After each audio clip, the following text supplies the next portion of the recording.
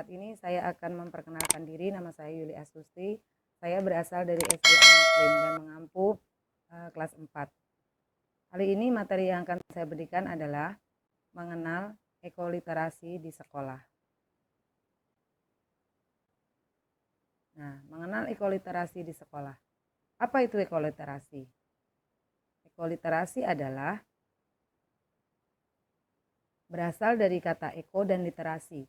Eko singkatan dari ekologi, yaitu cabang ilmu dalam mengkaji tentang habitat dan interaksi antara benda hidup dan benda mati. Sedangkan literasi adalah melek internet, melek huruf. Artinya ekoliterasi secara sederhana diartikan melek lingkungan atau mengerti tentang lingkungan hidup. Sehingga secara etimologi, maka ekoliterasi adalah kesadaran atau kepahaman kemelekan terhadap lingkungan hidup. Apa tujuan ekoliterasi? Membuat anak memiliki wawasan ekoliterasi atau lingkungan. Yang kedua, membuat komunitas cinta lingkungan. Yang ketiga, memiliki kepekaan terhadap lingkungan. Nah, selanjutnya, mengapa ekoliterasi itu harus diterapkan di sekolah? Ketika kita terapkan di sekolah, maka anak-anak usia dini akan lebih mencintai lingkungan tempat tinggalnya.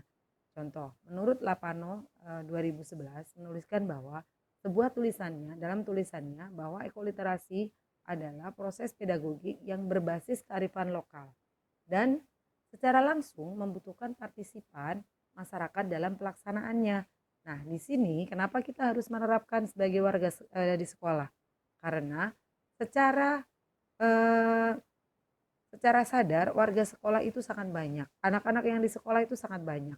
Maka mulai dari anak-anak usia TK, PAUD, TGTK atau PAUD, kemudian SD, SMP, SMA, sampai SMK, bahkan di perguruan tinggi pun masyarakat pendidikan atau warga sekolah itu wajib mengenal apa yang namanya ekoliterasi. Nah, 5 aspek pengembangan ekoliterasi menurut Goleman 2012. Yang pertama, mengembangkan empati untuk segala bentuk bidang kehidupan. Yang kedua, membuat yang tidak terlihat menjadi terlihat. Yang ketiga, memahami dan menopang kehidupan. 4, mengantisipasi konsekuensi yang tidak diinginkan. Yang kelima, merangkul keberlangsungan sebagai praktek kelompok. Nah, disinilah kita berperan. Di semua bidang ini kita berperan. Mengembangkan empati terhadap kehidupan. Maka kita sadar lingkungan. Sayang terhadap lingkungan dan peduli terhadap lingkungan. Membuat yang tidak terlihat menjadi terlihat. Ketika kita menghasilkan sampah, kadang-kadang sampah itu kita sembunyikan. Tapi ketika kita punya, bahwa kita sadar, maka kita peduli terhadap lingkungan, maka sampah itu kita pilah, kemudian kita berikan atau sumbangkan kepada orang yang membutuhkan, seperti pemulung dan sebagainya. Memahami dan menopang kehidupan. Nah, dari sampah itu akan menopang kehidupan orang lain. Jadi kita harus saling terkait atau berkesinambungan dalam memelihara lingkungan. Mengantisipasi konsekuensi yang tidak diinginkan, contohnya ketika kita tidak peduli dengan bencana alam, tidak peduli dengan sampah, maka kejadian yang terjadi banjir di Jakarta itu juga berawal dari kita yang tidak mampu mengantisipasi konsekuensi yang diinginkan. Kemudian kita merangkul keberlangsungan, saling peduli satu dengan lain, peduli terhadap lingkungan yang bersih, kemudian menjaga ketika kita ada di tempat umum dan sebagainya. Nah, Bapak Ibu, untuk kompetensi inti ekoliterasi ada 4, yaitu head, heart, hand, keterampilan tangan, dan spirit. Head itu bagaimana pendekatan kita mendekatkan anak-anak kita berpikir kritis, memahami teori ekologi. Heart, sikap, itu bagaimana kita mengajak anggota atau warga sekolah itu lebih empati, kemudian menghormati seluruh makhluk, memiliki komitmen menjaga lingkungan. Hand, mereka harus terampil menggunakan tangannya dalam mencegah atau dalam mempeduli. Contoh, anak ini menggunakan handnya, jadi dia mempeduli terhadap hewan. Maka dia juga bisa menghasilkan daur ulang dari apa yang sudah dihasilkan oleh hewan. Misalnya kotoran, kita daur ulang menjadi pupuk organik, atau kita daur ulang menjadi energi alternatif. Spirit, nah anak ini mempunyai spirit. Setelah dia memiliki keterampilan, maka dia spirit, bersyukur pada Allah bahwa memiliki ikatan yang kuat dengan alam. Nah, di sekolah kami, praktek di lingkungan sekolah itu dengan 6 pilar green education. Yang pertama, mengenal lingkungan. Maka kita kenalkan dulu anak-anak terhadap lingkungan sekolahnya. Di lingkungan sekolah itu ada lingkungan SD, kemudian ada lingkungan SMP dan sebagainya.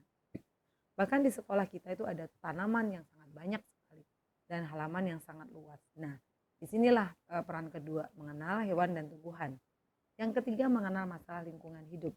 Nah, masalah lingkungan ini bisa terjadi misalnya BBM, kemudian masalah polusi udara, polusi tanah dan sebagainya. Kita wajib mengenalkan di pilar ketiga. Kemudian membangun komunitas. Contoh yang di sini adalah salah satu cara saya mengajarkan anak-anak membangun komunitas, yaitu komunitas dalam kegiatan Jumsi, Jumat Bersih. Nah, ini diikuti oleh seluruh stakeholder sekolah, mulai dari anak-anak SD tingkat atas, kemudian kelas 4, 5, 6, SMP kelas 7, 8, 9, dan SMA serta SMK. Keterampilan hidup, anak-anak ini terampil dalam membuat prakarya dan nanti dihasilkan kemudian kita jual. Contohnya kita hasilkan perhiasan, kemudian bros dari bahan bekas, plastik atau ekobrik dan sebagainya. Nah, yang terakhir kegiatannya adalah kegiatan Jumsi. Ini masih foto-foto dokumen Jumsi. Ini penggunaan ladang sekolah kami, kemudian dengan menggunakan pupuk organik juga sehingga kita bisa menghasilkan sayuran.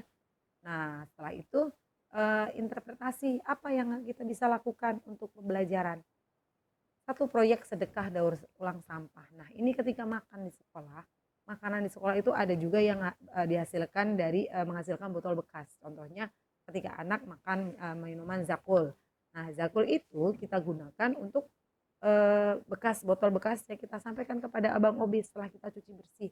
Nah, nanti Abang Obi akan menjualnya. Nah, inilah sedekah sampah. Contoh proyek dimulai dari sekolah. Memilah sampah, daur ulang sampah, distribusi ke bank sampah, kemudian distribusi ke konsumen sehingga menghasilkan hasil daur ulang dan berharga. Jadi jangan salah, sampah itu bisa menjadi mutiara yang berharga. Tinggal bagaimana kita mengolahnya. Nah, harapan ke depan, perbaikan sarana sekolah MCK. Masih banyak saya temui ketika saya berkunjung ke SD lain, itu banyak sekali MCK yang kurang layak. Nah, di sini diharapkan dengan adanya bantuan dana BOS di sekolah negeri, maka sekolah-sekolah itu bisa mewujudkan MCK yang sangat bagus, kemudian bersih dan layak untuk dipakai warga sekolah. Kemudian merancang sekolah Green School. Sekolah Green School ini tahapannya banyak sekali. Sekolah yang memiliki kondisi lingkungannya bersih, kemudian lingkungan yang mendukung untuk pembelajaran, kemudian lingkungan yang sangat indah, nyaman untuk pembelajaran sehingga anak-anak tuh merasa nyaman di sini. Asupan oksigennya juga banyak, bahkan terhindar dari polusi udara. Kemudian yang terakhir adalah gerakan gelisah. Gerakan lihat sampah ambil. Nah, ini harapan ke depan saya, anak-anak itu sudah peduli tanpa kita suruh. Ketika mereka melihat satu sampah di depan dia langsung mengambilnya. Dan alangkah indahnya bumi kita ketika kita saling peduli, saling berbagi, dan saling memberikan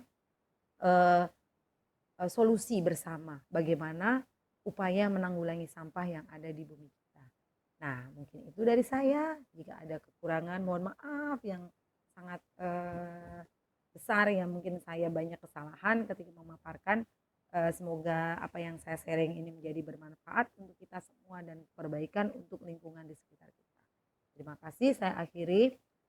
Wassalamualaikum warahmatullahi wabarakatuh. Saya kembalikan kepada moderator saya, yaitu untuk memandu acara ini kepada Ibu Nunung Nuraida. Saya